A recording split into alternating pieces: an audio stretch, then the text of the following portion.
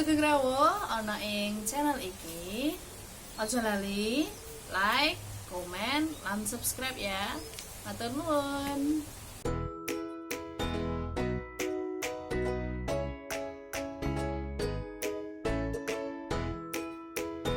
Assalamualaikum warahmatullahi wabarakatuh. Sugeng pepanggihan malih ana ing pasinaon daring basa Jawa kalian Huria. Ana ing dina iki awak dhewe arep nyinau bab maca geguritan.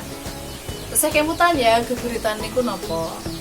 Nggih, geguritan kuwi kaya ing video wingi, geguritan yaiku puisi basa Jawa. Mula mengko anggone maca geguritan kuwi uga kaya dene maca puisi. Nah, kang perlu digatekake nalika maca geguritan yaiku sepisan wiraga utawa obahe awak, iso tangan, iso rai, praenan, ngoten niku. Banjur sing kapindho kuwi wirama. Wirama iku irama utawa intonasi suarane awak dhewe nalika macaake geguritan. Ana tembung-tembung kang disuarake seru, ana tembung-tembung kang disuarake ora pati swara. Kang nomor 3 kuwi wirasa. Wirasa iku penghayatan ya. Penghayatan marang isine geguritan kuwi mau. Apa geguritan kuwi rasane utawa isine sedih, seneng utawa sapiturute. Samengko Budia arep menehi tulodo anggone macaake geguritan. Sami dipun gatosaken nggih. Bocah-bocah, geguritan iki kira-kirane pakerti luhur.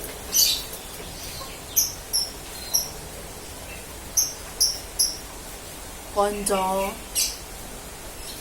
senajan aku bocah desa,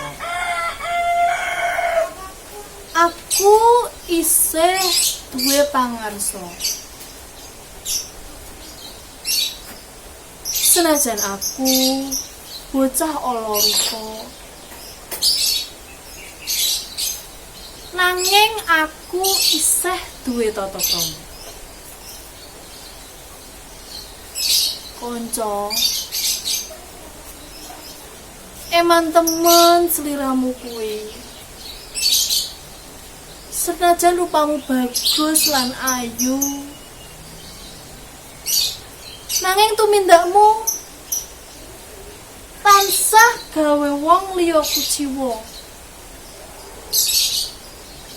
Nyina, nyilakani,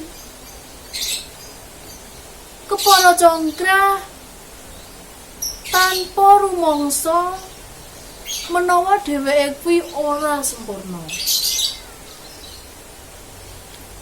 Kanca, pakerti luhur iku pancen angel, nanging kudu diupadi. Kabeh mau kudu disengkuyung, ditandur sakjroning ati, diucapke ing lathi,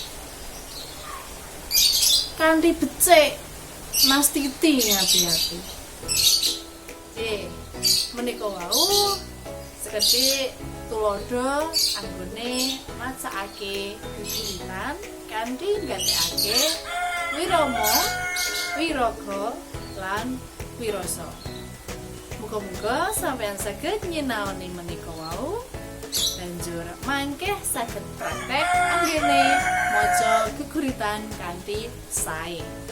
Mugi-mugi sampeyan kabeh tansah pinaringan sehat, kita saged panggihan malih ing pasinaon daring basa Jawa liyane. Ibu cekapaken semanten pepanggihan ana ing dina iki.